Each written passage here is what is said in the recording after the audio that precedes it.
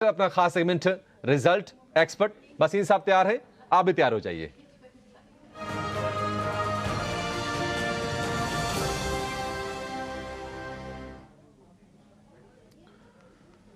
वसीम साहब चलिए फटाफट शुरू करते हैं। ये सेगमेंट नतीजों की लंबी लिस्ट है तो क्विकली आपसे राय चाहेंगे। शुरुआत हम बायोकॉन से कर लेते हैं। वसीम साहब, नंबर इसके इन लाइन रहे, हालांकि प्रॉफिट में 40% की गिरावट है, एबिडा पर भी प्रेशर है, मार्जिन पर भी प्रेशर है, रेवेन्यू बढ़ी है।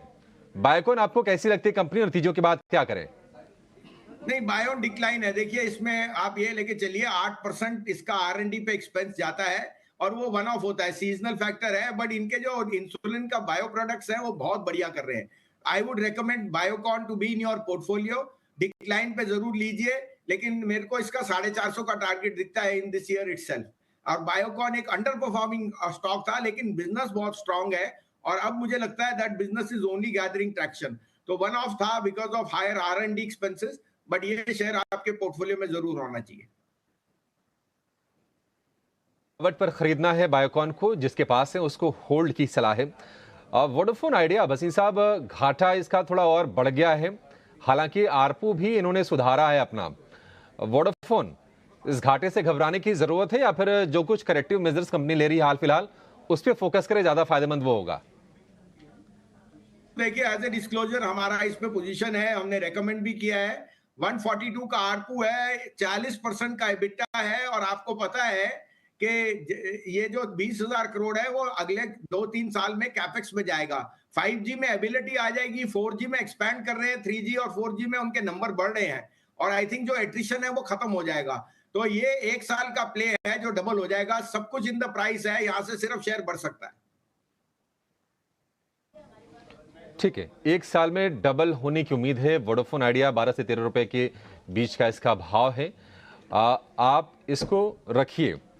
एंड्योरेंस टेक्नोलॉजीज बहुत ही स्ट्रांग इसके नंबर्स आए हैं एंड्योरेंस टेक्नोलॉजीज के, और मुनाफे में 54% की ग्रोथ है, मार्जिन करीब करीब 13% से बढ़ाकर 14.5% कर लिया है एंड्योरेंस टेक्नोलॉजीज ने, और आय भी 20% बढ़ी है। वसीम साहब, ये कंपनी आपको कैसी लगती है?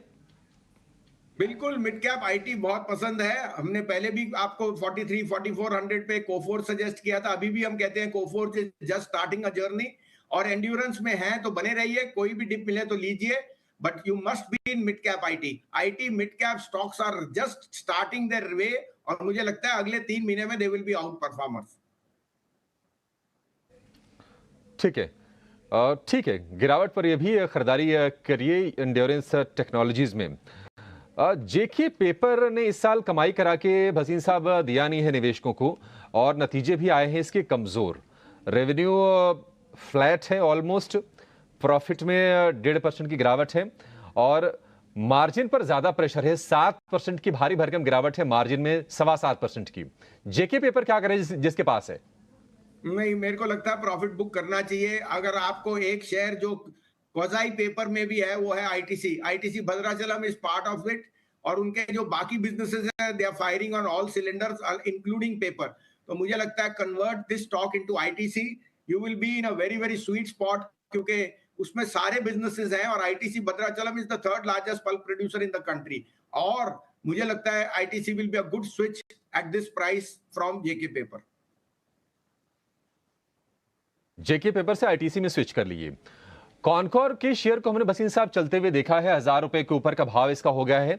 हालांकि नतीजे आए हैं कमजोर, आय में 6.5%, मुनाफे में 10% और मार्जिन हालांकि उन्होंने बढ़ाया है 1%। कॉनकॉर, क्या यह भी बाय ऑन डिप्स वाला शेयर है? बिल्कुल बिल्कुल अभिषेक जी, देखिए उसका ये सीजनल क्वार्टर होता है जहां उनका एग्जिम मार्केट में कमजोरी आई है, बाकी उनकी रेट्स में अब बढ़ोतरी हो गई है और मुझे लगता है मार्जिन बढ़ने वाले हैं। मार्जिन भी बढ़ेंगे, एबिटा भी। ये शेयर मेरे हिसाब से 1400-1500 का भाव होना चाहिए 1 साल में। जिस रफ्तार से रेन मॉडर्नाइजेशन, ट्रांसपोर्ट और ये मोनोपोली बिजनेस है, एग्जिम पॉलिसी, एग्जिम जो बिजनेस है इनका वो एक वन ऑफ था।